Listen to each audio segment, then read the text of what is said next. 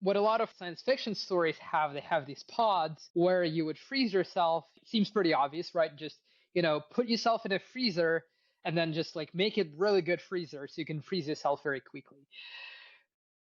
The problem is that we're full of water.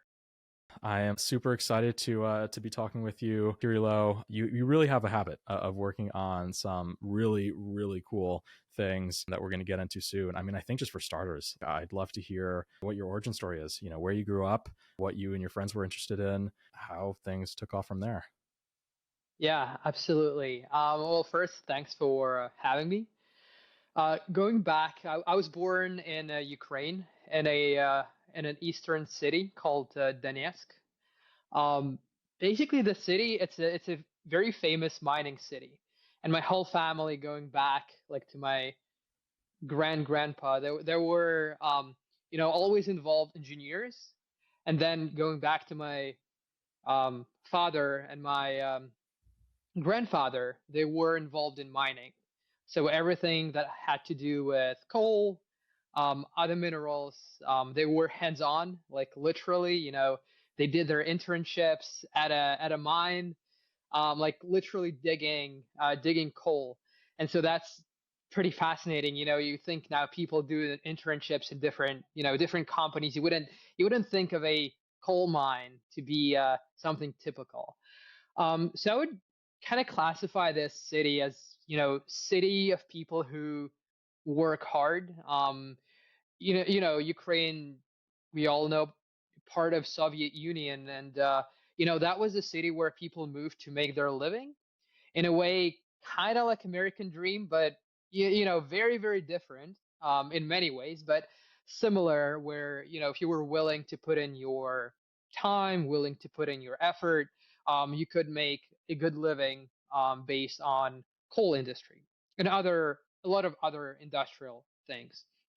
So I grew up there. I would say that you know, I wasn't always interested in science, engineering, or other things. And I think my first encounter was um, with technology was when my family forced me to learn coding in a way.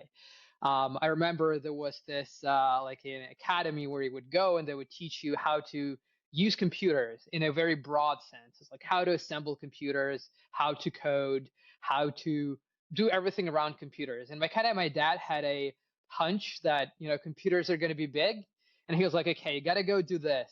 And I was like, well, I gotta go meet new people. I gotta, communicate with others. That's uncomfortable.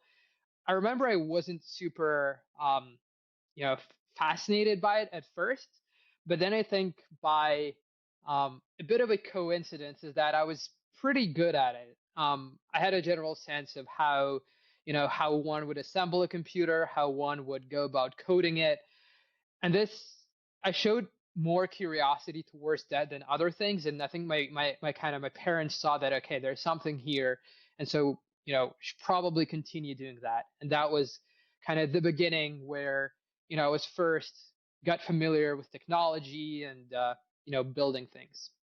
Super cool. And I mean, what do you think it was that made your dad decide, like, son, you got to do this? I'm forcing you to learn how to construct computers, how to use them. I mean, what was his line of work? That's a really good question that I should actually ask my dad, like going back, like how he thought about it, because frankly, he doesn't look at coding as a real thing. Because he came from hardware engineering family, coal mines. When you're sitting at your desk and writing code, it's nothing like a coal mine. So when I was going forward a little bit, and when I was choosing what I wanted to do at college, at first I was very committed to computer science, but then my dad kind of talked me out of it. He was like, "Okay, that's not real. Like that's coding." I don't know. He was right in many things that he said is kind of like reading, where everybody should learn how to read, but you would not want to become a professional reader.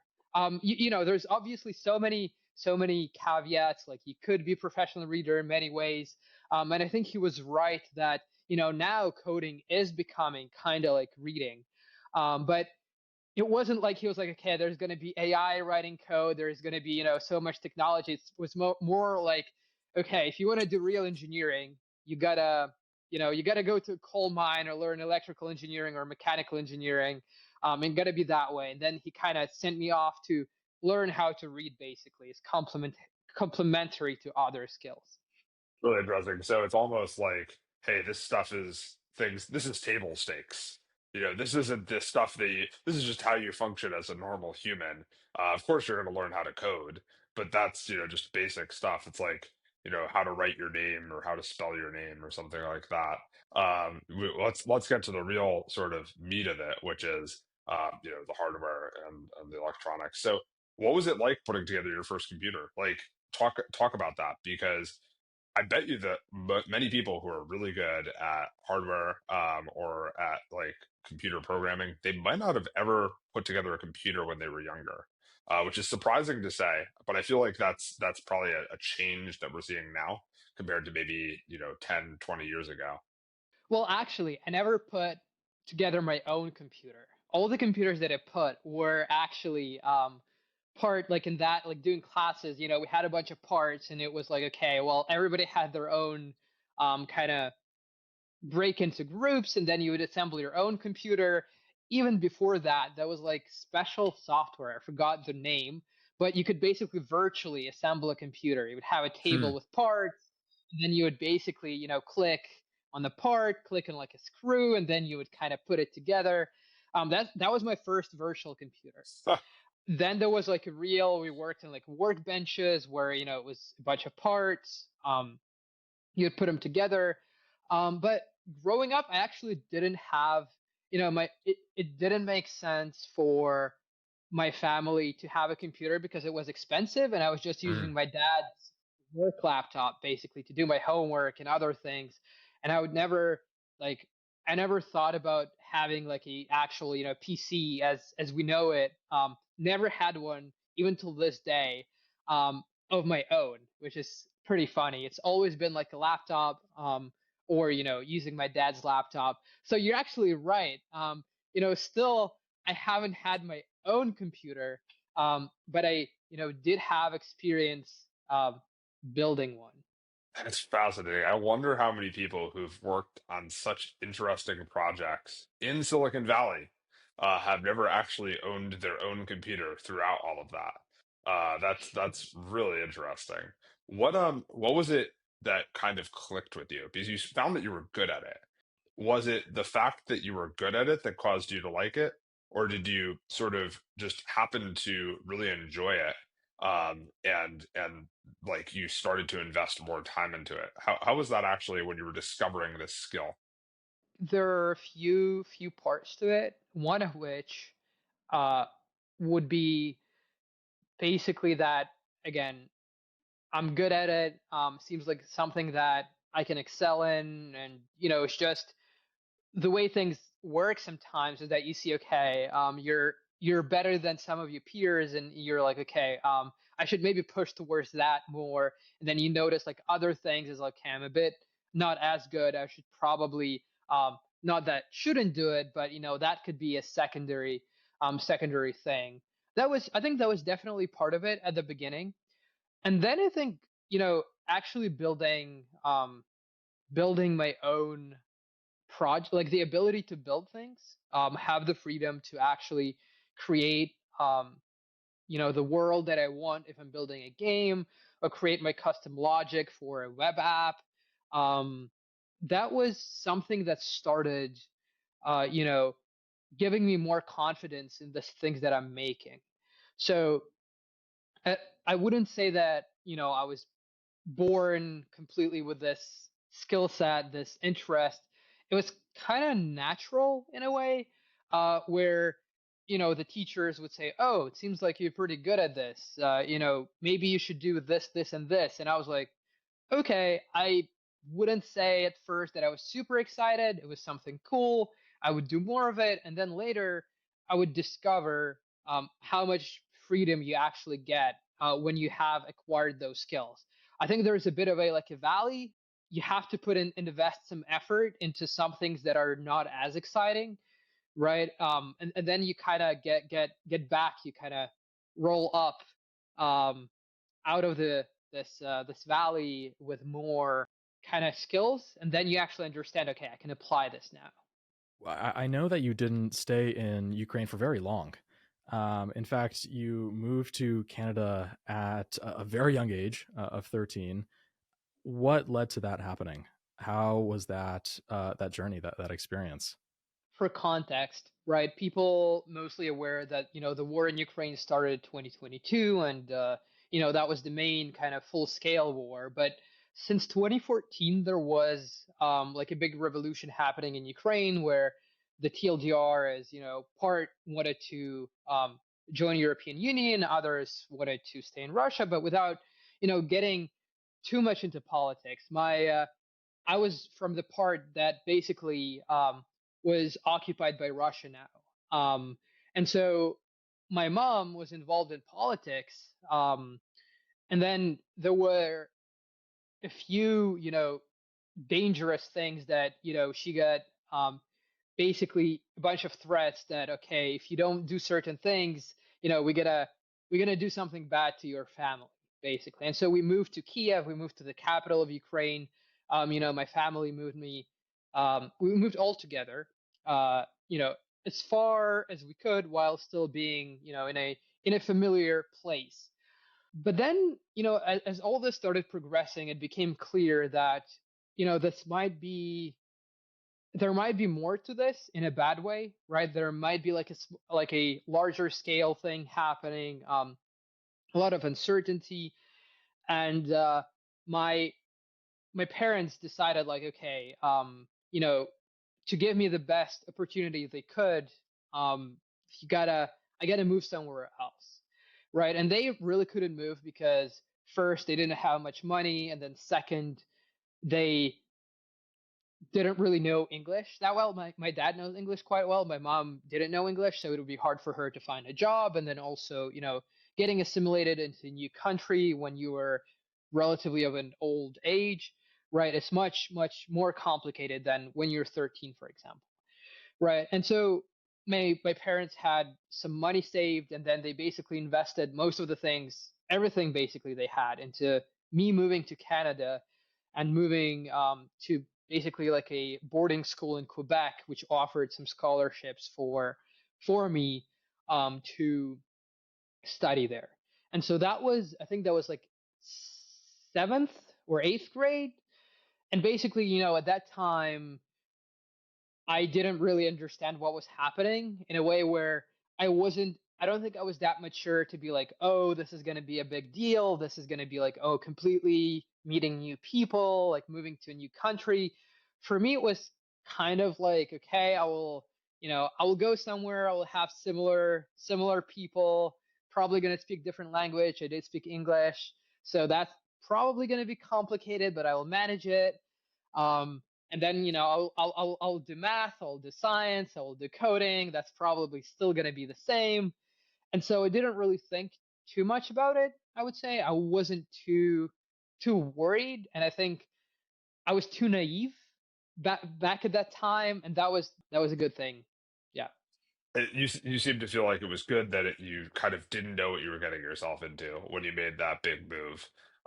There are probably some people who are listening to this who might have to take moves like that, and maybe they are thinking a little bit more about it, or maybe overthinking it. What would you give as advice for someone who's, in that position, 13, 15 years old? They're moving to a new country by themselves. They're kind of trying to carve their own path. What does that actually look like, and what sort of feedback would you give to someone who's maybe going through something similar?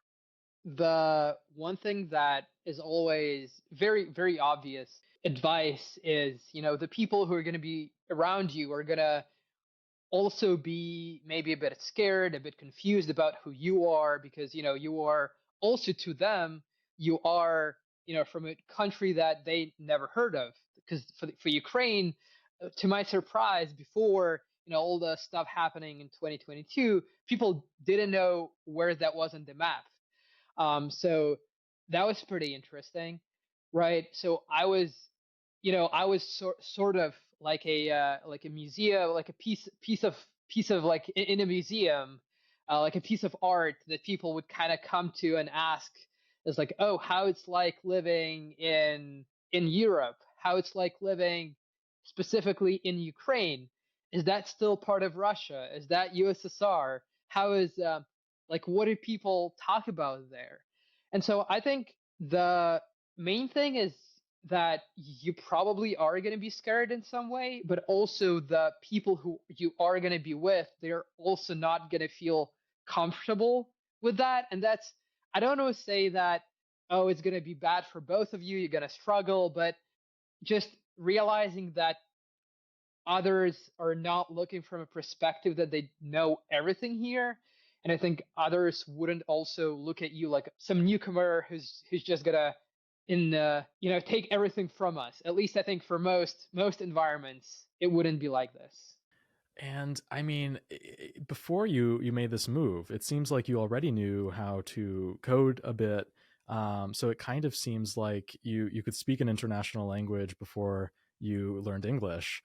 What was the transition like going from working on these technical projects, whether they were software or hardware in Ukraine, compared to in Quebec? Was that like a common ground that you could find, sort of building out your own new community there? Or was that more so something that you were really kind of doing nights and weekends, and you were maybe more isolated on that side of things? I think I definitely felt more isolated in terms of coding compared to Ukraine, because to my surprise, I thought, I heard so many great things about, North America, but it turned out that, people in the school I went to, they weren't too much into coding or building, except very, very few people.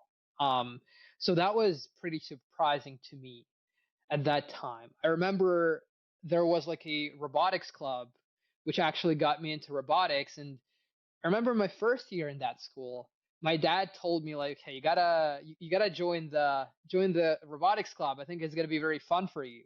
And you can get a feel of who my dad is. I told you a few things. He would very much give a strong advice, so to say.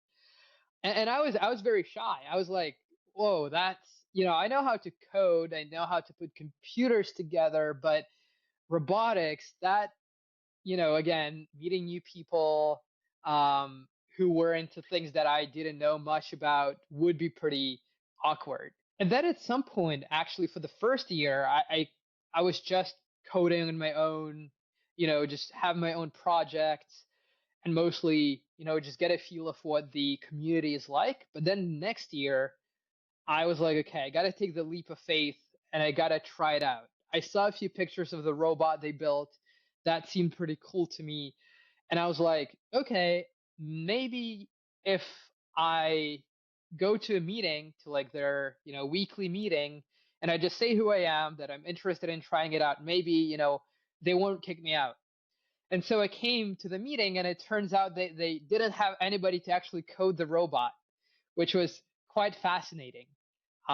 They did have people who wanted to build things from, mechanical, a bit of electrical, but nobody to code. And to my surprise, I instantly was the person to, help if you need something to code or, if you need to build a new algorithm, I was the to go person. So that was quite fascinating. And then I was like, whoa, maybe in life I should do more of that. Just try out, knock on the door, put my foot in, ask if, what can I be helpful with? And, the worst thing that can happen, they will say no and I'll just go about my day, right? It's not too bad. And the best thing that can happen is, your views completely change, you get a new interest, and that has downstream consequences to who you are later. Very cool. I mean, it kind of sounds like there are a few things like coming together here. The first is just like the influence that your father and your family had on you, and this sort of this giving this strong advice. Go apply to this robotics club. Go learn on how to build a computer. The second is kind of like moving to this country at such an early age, sort of diving into the deep end and having to learn how to meet new people and adjust to this new culture and all of this. And the other aspect is like the technical stuff. I feel like when people have the ability to ship software, create robots, like engineer things for themselves, it kind of builds this muscle of, if I see a problem, I can solve it myself. It kind of feels like, listening to your story so far, that there are a lot of things that are kind of pointing you in that direction, or if you want to do something, you can just go do it. I'm curious how that evolved, like from moving to Quebec to maybe starting your own projects sort of outside of the robotics club, and maybe whatever came after that. I'm curious to hear like how that kind of progressed over time. Yeah, so my second year, where I left off is like I joined the robotics club, and I think we went to a competition, big competition in Montreal, where it was like all over the province. A lot of teams gathered to compete, and I think we won in some. I don't remember in which division, but we sort of won something out there, and I was like, whoa, this is really cool. And then this kind of made me think like, okay, well, where do I go from here? I think it was ninth grade where I thought about, okay, well, next season, right, we're going to have a new robot, or we're going to build on top of this one. Who are going to be the people I'm going to be building it with, right? It's like, okay, my skills are, relatively limited in a way that, I don't have time to do every single part by myself. I didn't, I kind of didn't feel like there was very good mentorship. And I thought about, okay, well, maybe I should move somewhere else, right? Like maybe I can find a community where there are more people who are building things like this, who are, there's more mentorship, there's more, like-minded hive in a way. So then I decided to move to the US actually. For my high school, I moved to Michigan, to basically high school there, which had a much, much better, you know, um, background in technical subjects, in robotics, and a bunch of other fascinating topics to me at that time. I made that move because I felt like, there was not enough support back in Quebec. It was mostly about hockey. In a way, hockey was cool. It was quite interesting. But the main thing that I was into, robots, coding, wasn't really available there. So I naturally kind of gravitated towards somewhere where I could, find a better community, and that was my high school in Michigan. And so there, I developed, I exponentially grew in a lot of my coding skills and my robotic skills. I joined a very good, set of people who, went on after college to build great, very impressive projects. And that was very inspiring, right? When you see someone who is much better than you, I think it kind of first, it grounds you in a way where it gives you understanding of, okay, well, there is so much more to learn. And second is it gives you confidence that at the end of the day, you probably know the feeling as you first meet someone. You probably, at least for me, I think, oh, this person is like good in every single way. It's like godlike person.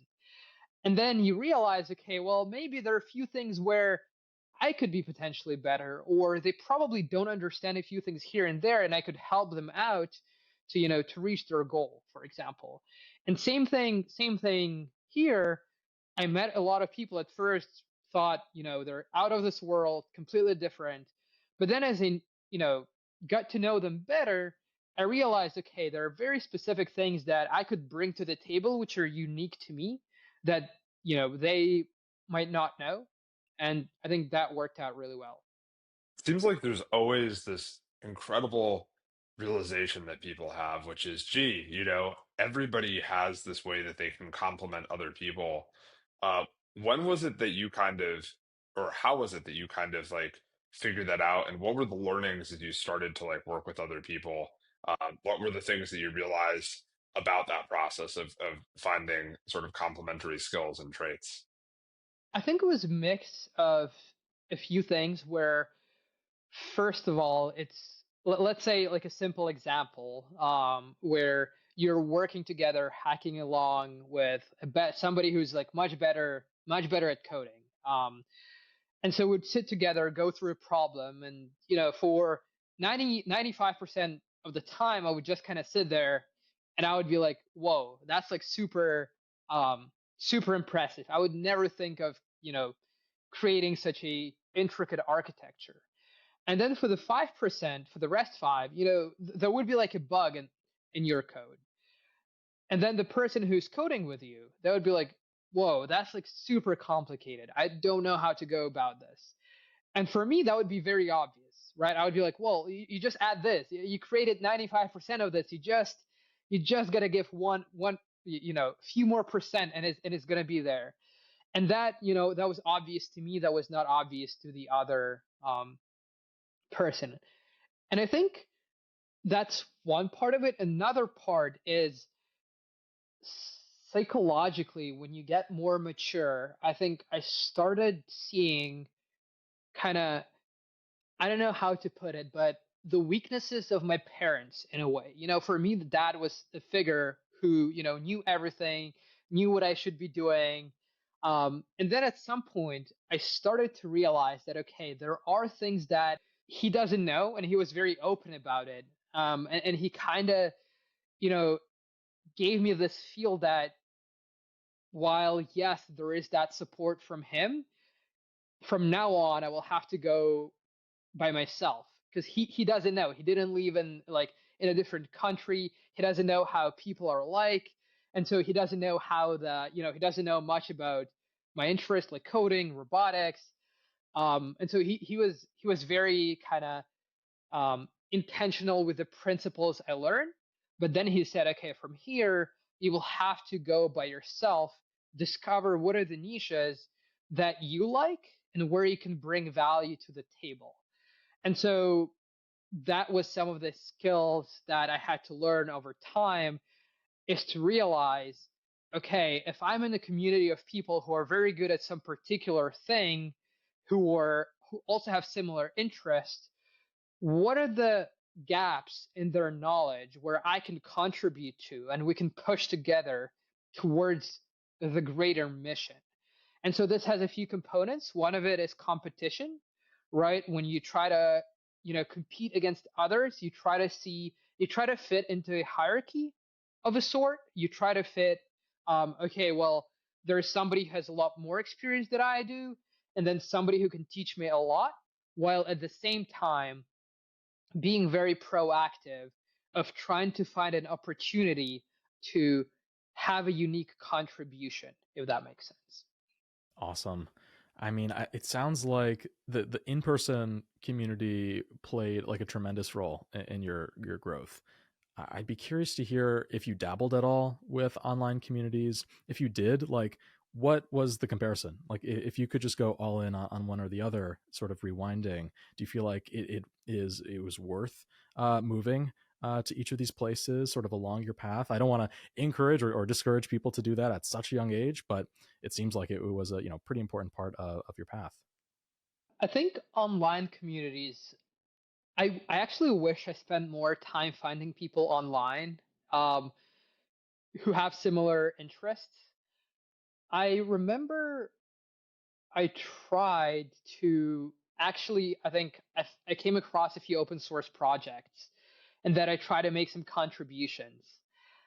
And I I don't remember the specifics, but I was kind of scared to put myself out there in a way like, okay, if it's an open source project, everybody can see my code, like literally everybody, right? It's not like a robot, which a limited amount of people are going to see in some competition, or my personal project, who, for most of them, nobody would see them ever. Um, I was kind of scared to put myself out there. And I think this comes from a very kind of Eastern European tendency that people don't like putting themselves out there because you don't really want to be unique. It's not very encouraged in culture to be unique, and that is something that I had to relearn. And I think that was one of my biggest lessons um, ever. Is that probably in Eastern European cultures, you want to be quiet, you don't want to go against for example, your government or against your boss at work, which is kind of completely different than what it's like in America, right? So I had that mentality, and I was struggling with putting myself out there, and I wish I did more of that. So I was mostly active in person, but the thinking about, oh, everybody online are going to see my work, and everybody could critique it, and it wasn't even that somebody could say, oh, it's bad, or oh, whatever. I was like, oh, what if 10 years from now my employer is going to see my code and they're going to be like, oh, like, no, when you were like 15 you wrote this, you're not going to you're not going to get this job, there's no way that's going to happen. And yeah, basically, not in short, not much experience with online communities, but for everyone listening to this, I really encourage to get involved online, because that's you increase your surface area of reach. Very interesting. I feel like I gotta ask more about the first time that I heard of you, which was a project you worked on. You were building self-assembling micro robots for satellite repair. It was definitely, I mean, it still is like an all-timer as far as one-liners go. I would love to learn more about what that project looked like for you. Like, yes, on the technical side, but also on the like non-dilutive, like raising grant capital for it. I know you got checks from Emergent Ventures and 1517 from their Medici project. Tell me like what that process was like.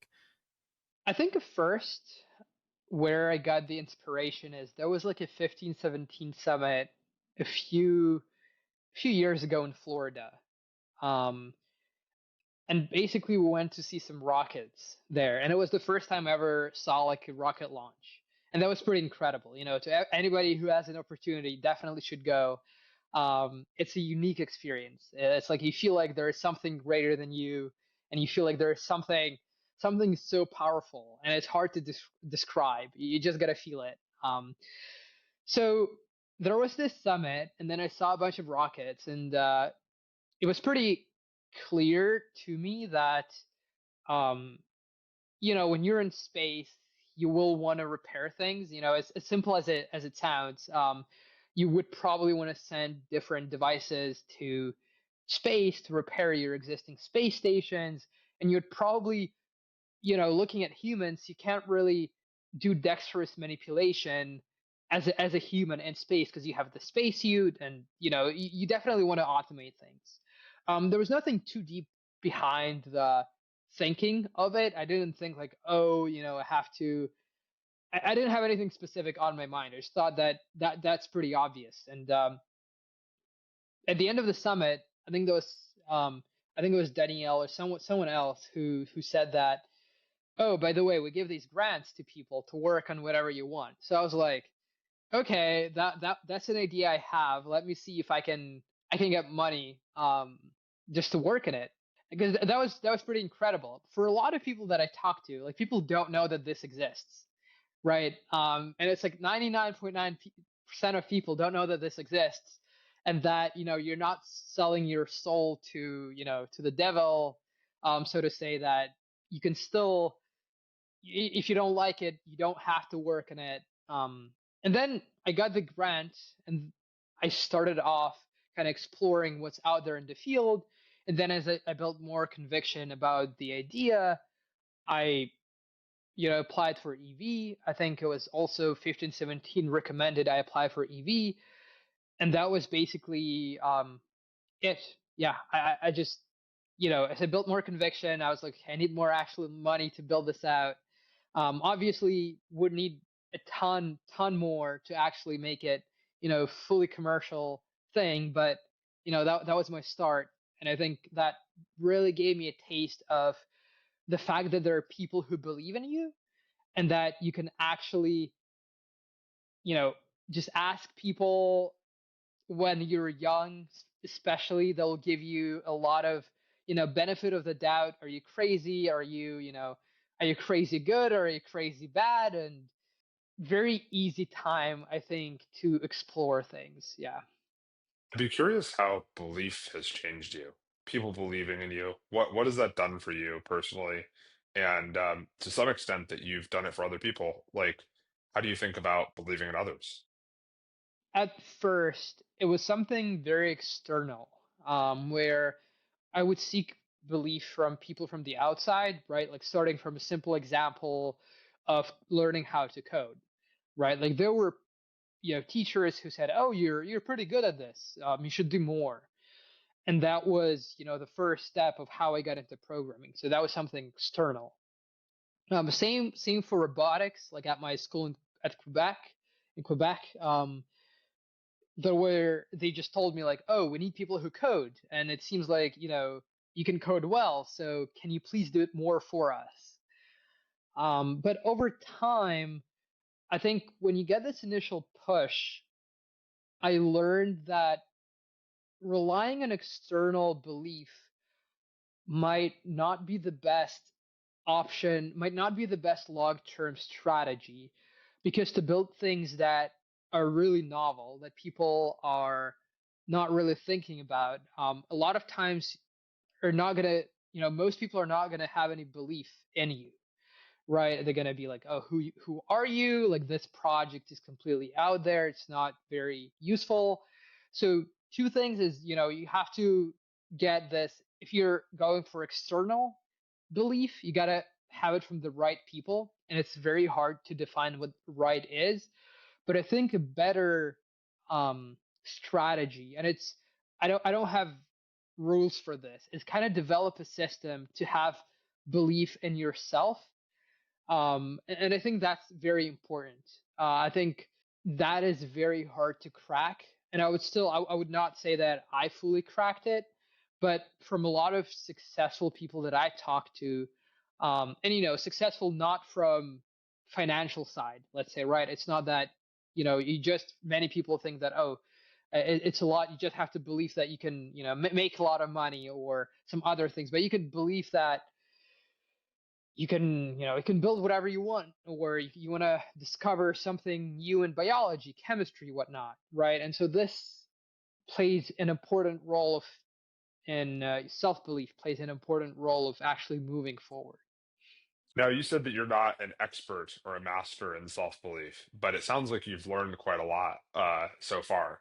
So, what are some things you've learned about that? Some things that maybe other people might be able to, benefit from hearing or perhaps adopt themselves. One thing is like think. I think the biggest advice I ever have is think. If you actually try to ponder about how many hours, not let's say even minutes throughout the day, you just sit there and think about something, right? You have, let's say, you have social media distractions, you have a lot of different things going on, you have a lot of news, you have a lot of obviously important responsibilities that you have to do, but setting aside time to think, think about, does what is what I'm doing, does it make sense, right? Kind of with my example when I was in Quebec, and I kind of thought, is where am I going to go in my life? Like, how do I develop further, right? Is staying at that school going to be the most optimal decision? I don't know. What should I be working on next? That's a very big one, right? Because the best, I think a lot of people don't think much about what they want to work on long term or even short term, including me. Oftentimes they just kind of go along with, okay, what sounds cool, and this like space repair project was kind of like more of a sounds cool thing than something that I deeply thought about. But I think thinking, just starting a timer and literally like just for 5 minutes writing on a paper, um okay, let's say, let me think about what I want to do next year, what I want to achieve by the end of next year, and just do just that. Don't do anything else. Or somebody told you something. For example, this you can't, build this device because it's too expensive. You don't have enough knowledge. Blah blah blah blah blah. Like try to decompose. Like, okay, what is? I don't want to get too philosophical, but what is knowledge, right? Like how much money do you actually need? like try to break things down into smaller parts. And I think it comes naturally when you just set aside, 5-10 minutes to think about something. Just tell yourself, I just want to think about it. And as simple as it sounds, as naive as it sounds, I think it's a good strategy. When you did that, when you sat down and kind of wrote what you wanted to do this next year, which is a very concrete and practical thing to do, what was it that you decided? I don't know when the last time was that you did that, but what maybe give an example of that, like how that process actually led to something for you. Obviously, finishing college, what I'm doing now, my last semester, after you're done, you have to think about many things, right? As like, you gotta, from simple stuff, okay, where am I gonna live? Right? Like right now I'm in Toronto. Is that a good place to be? Is that a good place to grow? As well as more complicated things is like, what am I truly interested in? As I got a lot of experiences, reflecting, starting from middle school, even earlier childhood when I just started coding, to growing, high school, early years of college, this summer and whatnot.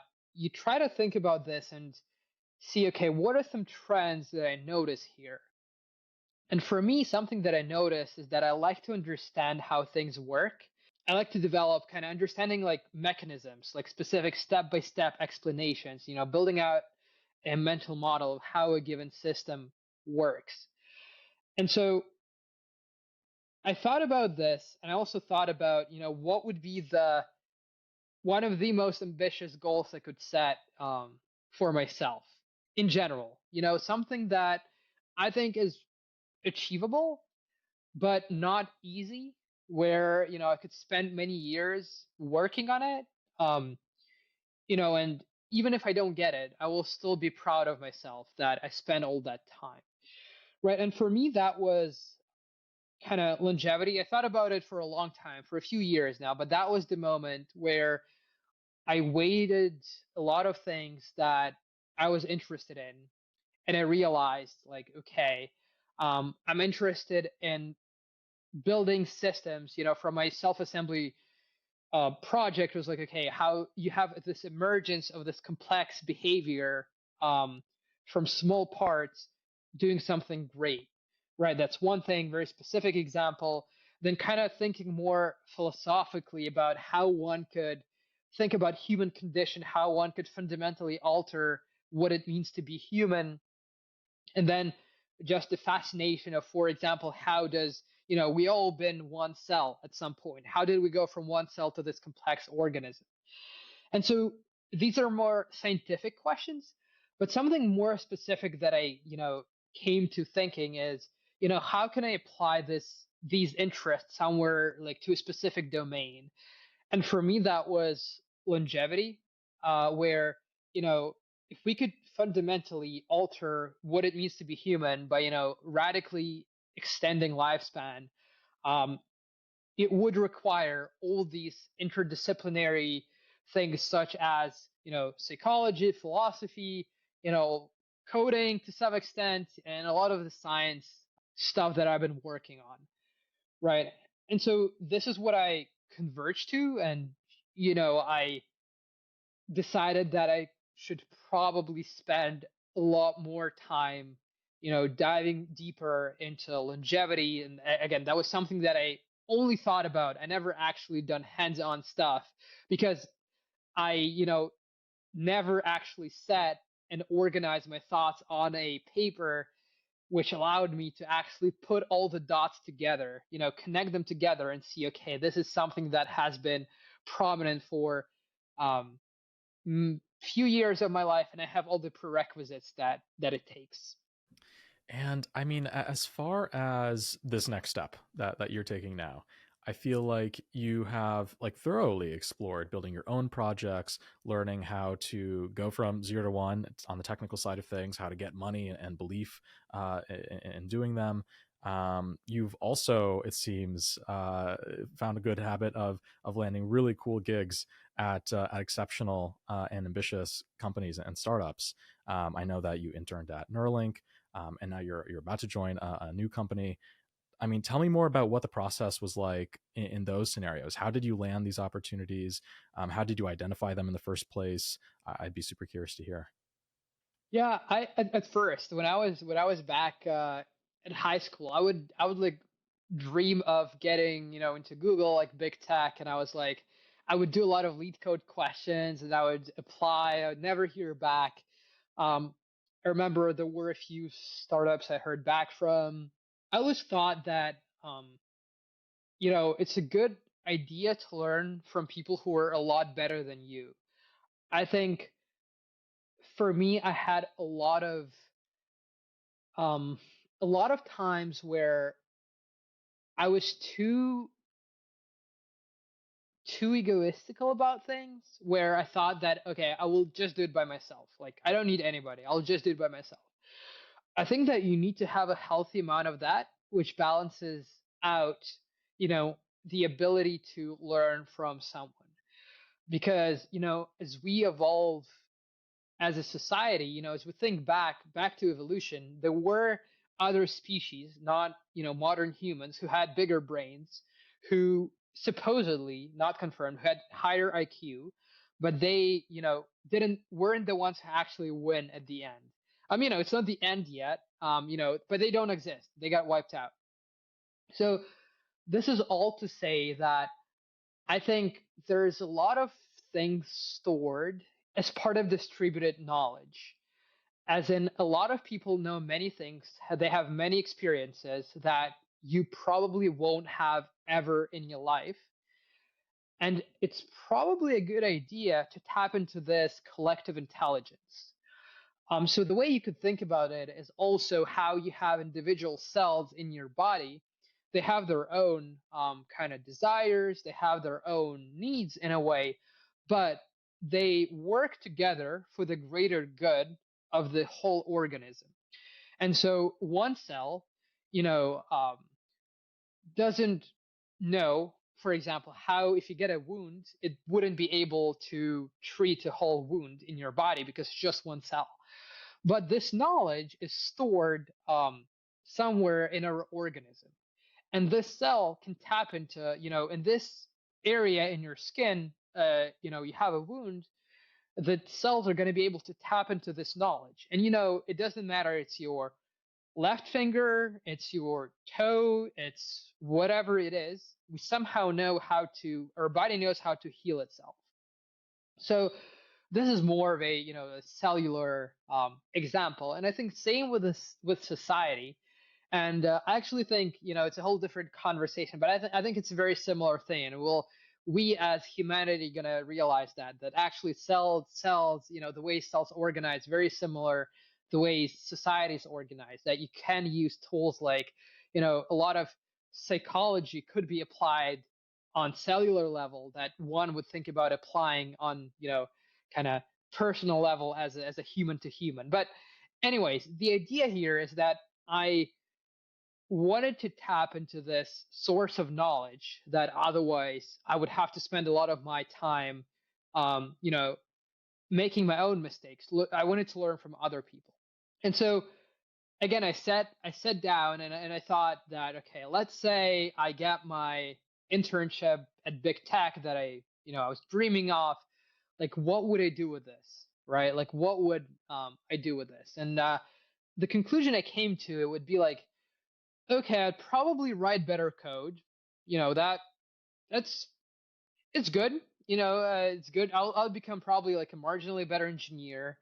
But I thought and I realized that, okay, well, maybe, I can do something better. I can find people who, wouldn't just make me a better software engineer, but, first, make me a better person as a whole. And second, I would have a chance to contribute to something big, something I personally think is important while learning, right? So basically getting paid to do what I like, and then learning as much as I can while contributing to something big. And that basically, I had a list of, I think Neuralink was the only company I applied to after my junior year, I think, because I was like, okay, well, I'm either gonna apply there, or like I'm just gonna regret it later. Like it's okay, let's try it out, let's see what happens. And I remember going back to my dad is he was like, okay, you gotta apply to more positions. Like you can't put all your eggs in your like in one basket. Like you gotta diversify. And because you need money to, like, we can't pay for your housing, like you gotta exist somehow. And I was like, it's fine, I like, trust me, like just trust the process. And I remember the day, I think it was lunch, I remember where I was exactly. And that moment when I say this, I get an email from Neuralink be like, okay, let's do an interview, literally at that moment, which was pretty crazy. And then I call, I kind of tell him like, look, I told you, it was so obvious, and I was laughing. It was obviously like it was a joke. I get very lucky at that time, but I think in general, taking this leap of faith, like thinking again, going back to this 5 minutes, no social media, no nothing exercise, thinking, what do you want to do? What would be something you would be proud of? Also, another important question. And just, okay, well, ask ChatGPT which companies would be aligned with that. And, it's a good starting point. That's awesome. I mean, I think like the way you're thinking about things in general around this stuff is excellent for people to be able to hear. Getting people getting started, but also people, like along the path at different points. I'm learning a ton from the conversation, just myself. I mean, tell me more about sort of what you're cooking up next. I know you're joining this new company, another exciting mission statement. Tell us more about what you're going to be doing there, what you're interested in working there, why you think it's important. A few things that I'm interested in moving forward is, one is understanding biology, human biology, a lot better. I think we sort of have this, the central dogma of biology where you have your DNA, then you codes for proteins, and then you have other things down the road. I think it's this paradigm is slowly shifting away with people like, for example, Michael Levin. If you heard of his work, he's basically a person who, you know, he, along with others, is creating this new paradigm that, intelligence is not just us, and that things like, your phone have some degree of intelligence, in a way like a brick has some degree of intelligence, that it's a spectrum, and it's not like it's not binary, so to say. And this is something I'm particularly fascinated by, is the fact that I think we are going to discover that different tools like psychoanalysis. I like reading Freud, for example, or Winnicott, or a lot of other psychology work. And it's very inspiring how you can look at things at more human level, and then you can go down the hierarchy, how you would do some sort of psychoanalysis on a human, you could do similar on society as a whole, or you can go lower, you could do cells, right, like tissues. um, I think we are going to realize how little distinction there is between different you know levels of intelligence, in a way where we will be humbled by what cells can do. I think we are already humbled, is that we don't know a lot, and that they do show a lot of very interesting behaviors. For example, learning, and being able to optimize for different variables in its environment, like food. But now we look at it as sort of like as a dumb system. But I think we are going to start looking at it as something a lot more intelligent. And that's one thing. the other thing that I'm thinking about is what are the most, what would be the implications of, living a lot longer, like 200, 300, 500, and, potentially, what if it, let's say, infinity, right? There's a lot of debate where people have very strong opinions on, like, okay, oh well, it's gonna definitely be so much better. Like, I'm gonna, it's gonna transform the way we live. It's gonna be so much better. Everybody's gonna be so much happier. Or others say, okay, there's gonna be no meaning in life. There's gonna be, the only point, living makes sense because there is death, and no death means no meaning of life. But for me, I approach this as a more scientific question where I think I don't have an answer. I don't think anybody could have an answer.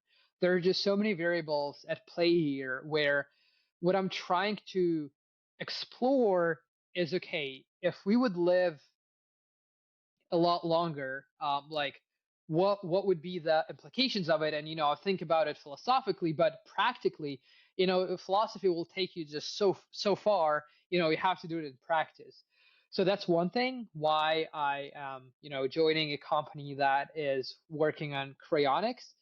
And another thing is I would be pretty excited to, freeze myself and then down the road, like thousands of years, talk to, potentially like the kids of my kids of my kids, talk to people, and just in general, like how people will evolve, because I'm just super fascinated, where current AI systems are going to take us, where the current institutions are going to take us. There's, for each of these topics, there could be very long conversations, but at the end of the day, I like to be very empirical with things. And I could speculate. I like speculating on this. We can speculate about it like as long as we want, but I want to practically experience how it's going to be like, either living a lot longer, or just freezing myself. Let's say the theory that living 500 years will make me depressed. Well, okay, sure, then I'll just freeze myself and I'll unfreeze at some point, and I'm going to be in a completely different world. And if you do a lot of these thought experiments, it's a lot of fascinating scenarios that I'm just personally um, curious about. And so I think I was initially very drawn to building just something for the sake of kind of scale, for the sake of just money to some extent, and fame. But as I grew older, I started to realize that the world is everything that I see is my projection onto the world in a way. Not to say that there's no truth, but there's a lot of interesting examples. For example, there is a psychologist, Winnicott. You may have heard, may have not. The idea that he proposes is that children, first, they don't differentiate what is them and what is the outer world, and that the outer world is very malleable, right? Like, for example, parent is going to give anything to, like, when a child is a few weeks old, they're going to do anything to keep them alive. They will do anything for the child to stop crying, and rightfully so, right? And then the child starts projecting their own kind of learning the separation, and starting to have things like teddy bears, where the teddy bear is a physical object, but at the same time, it's not going to fully follow what child wants, but the child can impose their own story onto this object. They can be like, oh, this teddy bear is my best friend, for example. So there is this component of play where we as humans, as we grow, we try to find our own place. You know, there is a tension of the reality and the way we perceive it. And it's fundamentally, I think it's different. And so through play, and again, there's a lot of interesting writing on play as an importance, as an adult or as a child. But, to sum things up, just I'm trying to play basically. I'm trying to see where is this boundary of the reality versus the subjective experience that I have. Man, you know, as you were talking about being frozen, it made me think that you have a birthday today, but you'll have a rebirth day at some point in the future as well. And how will people actually celebrate that? Like, how will life change when you're sort of pulled towards working at Cradle? And I think it would actually be just really helpful for people to hear, you know, in a couple of words, what Cradle actually is and sort of where they are with this, the technology and everything. Because I think that some people have heard of it, but probably most people haven't. What was the thing that kind of like pulled you towards that specifically? Because I know there's sort of the deeply philosophical elements here, and I imagine some of those could be explored in other avenues other than joining Cradle. So what in particular, after you give sort of a definition of what Cradle actually is, what in particular pulled you there? What Cradle does, Cradle works in the field of cryonics, and the idea, as I hinted before, is that basically you want to, for example, space travel, right? Um, you want to travel far away, and it's going to take you a lot of years, thousands of years potentially, or millions. And so, what a lot of, for example, science fiction stories have, they have these pods where you would freeze yourself, you kind of pause your biological time, and then you would unfreeze at some point, many, many years in the future, and you arrive to a new planet, and you can, kind of, you didn't notice anything changed, but actually, the reality shifted, the reality moves, the actual time, didn't stop moving, right? So the idea, the technical idea is, we as, the biology, you have all these molecules interacting with each other, different things traveling, atoms hitting each other. Um, but what if you kind of could freeze that? What if you could stop all this movement and basically, have you just nothing is moving. You just frozen in time. Just think of it. You're frozen in time, but everything outside of you is not frozen. Everything else is like bouncing around, but just you're just frozen, right? No, no movement. And so the idea here is this is what would allow you to hit pause on biological aging, right? And again, this is a fascinating, philosophical concept, but also as a technical challenge.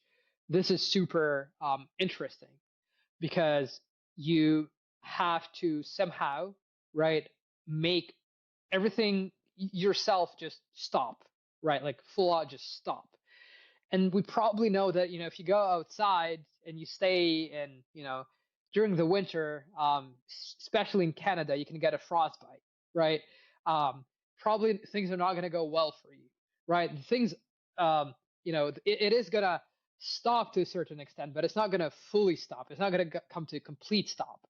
So you have to develop engineering, you have to engineer techniques that would allow you to hit this button and your whole body would just at a moment, very quickly just pause. And so this is a fascinating technical challenge that,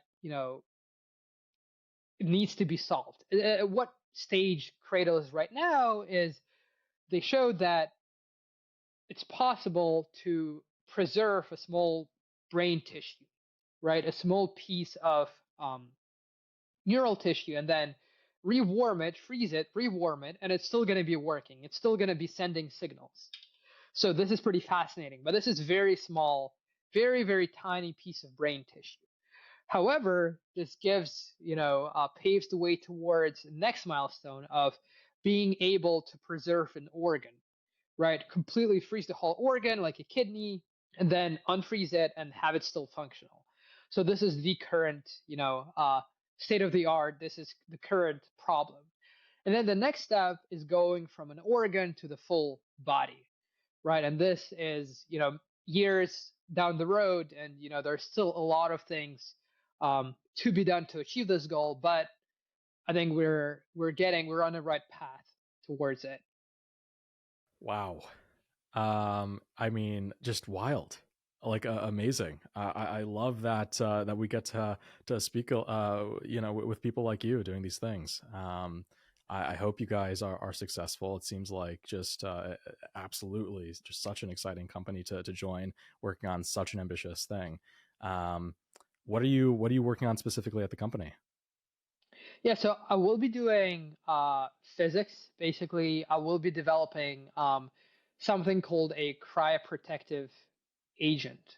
So the idea is that when water expands, your okay, so taking a step back, so why is it not possible now, right? Like, it seems pretty obvious, right? Just, put yourself in a freezer and then just like make it really good freezer so you can freeze yourself very quickly.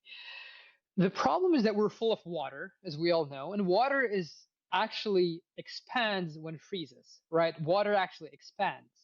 And what this causes is that cells basically pop.